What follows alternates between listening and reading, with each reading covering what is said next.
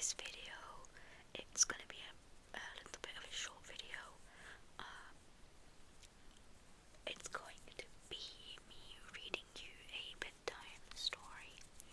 This is Sweet Dreams Room.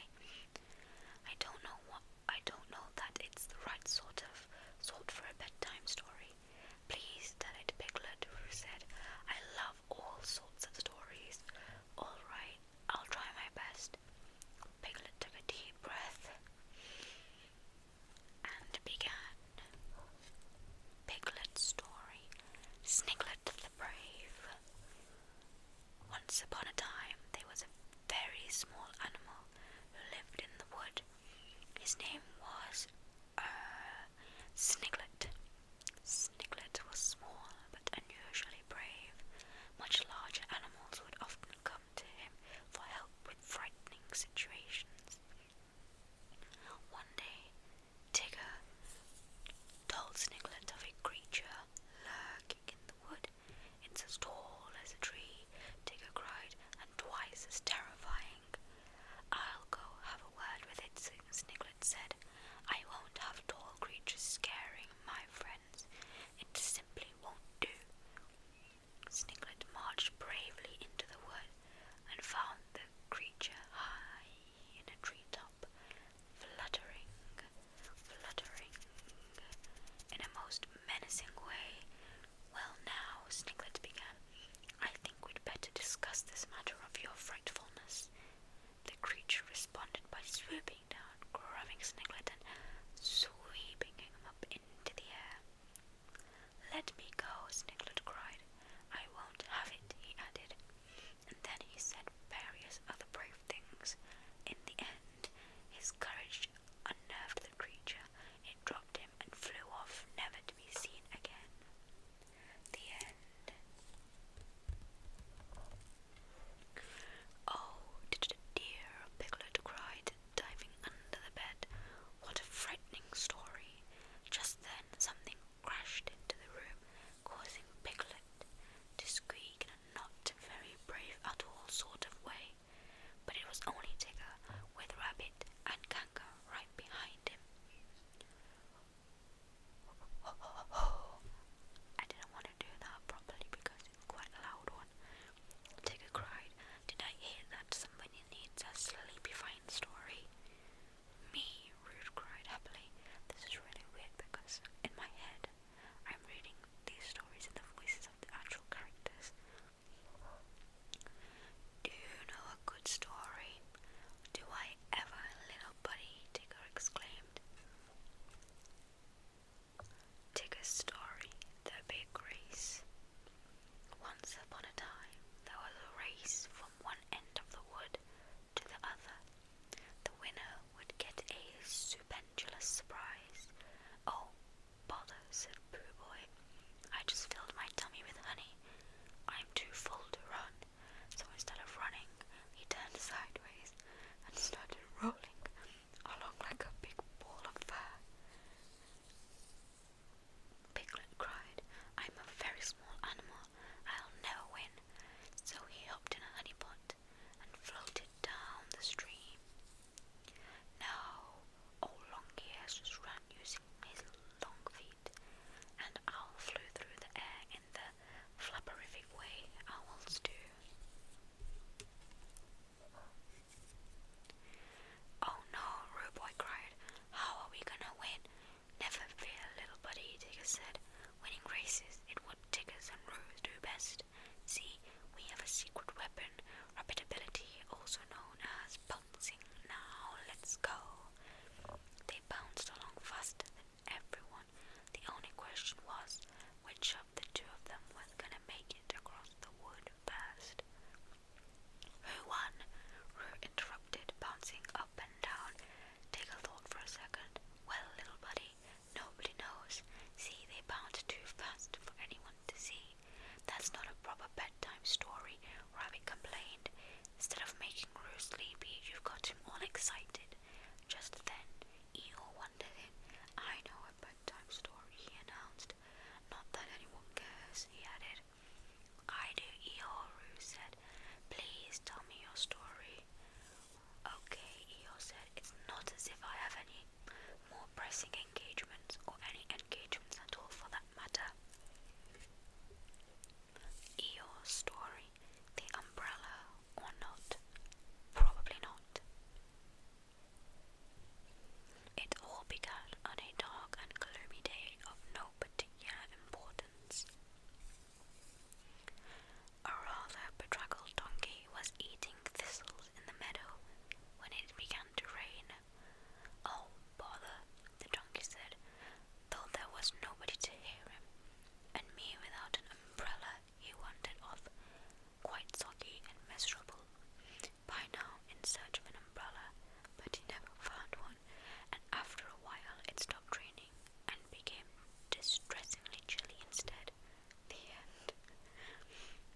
Is that it? Roo asked, once Eeyore had finished. Is what it? Eeyore asked. That is, if you were talking to me at all, which would be rather surprising if you think about it, all things considered. What? Bill was feeling confused. The other friends shared the same expression, not at all certain what to think of Eeyore's story.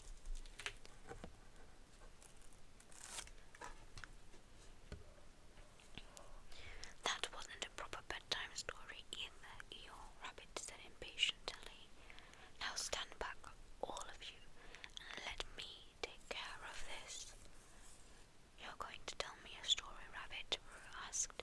Indeed I am, young fellow, Rabbit said. He cleared his throat and then began. Rabbit's story. The Lazy Friends. Once there was an industrious rabbit who lived amongst a bunch of loafers. All summer they played and slept and ate all of the rabbit's honey while he toiled day after day in his garden. When winter came, the rabbit had a nicely stocked larder, but his friends had nothing, since they had done nothing to prepare for the winter. Woe are we, they cried. We're so hungry.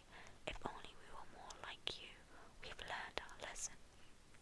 Now, the rabbit was hard-working and kind, so he took pity on them and shared, and after that everyone worked as hard as he did. The end. You see, a good story teaches a lesson, Rabbit said. Pooh scratched his head. What was the lesson, Rabbit? Before Rabbit could answer, Owl hurried in. I hear someone is in need of a story, he said. If I may say so myself, I happen to be quite an accomplished storyteller. Now lie back and prepare to be lulled into the very deepest of sleeps. Thank you, Owl, Kanga said, although I am beginning to fear that nothing will convince Roo to fall asleep. Once upon a time, Owl began, there was a rather handsome and educated owl. Some said he was the wisest creature ever to live in the wood.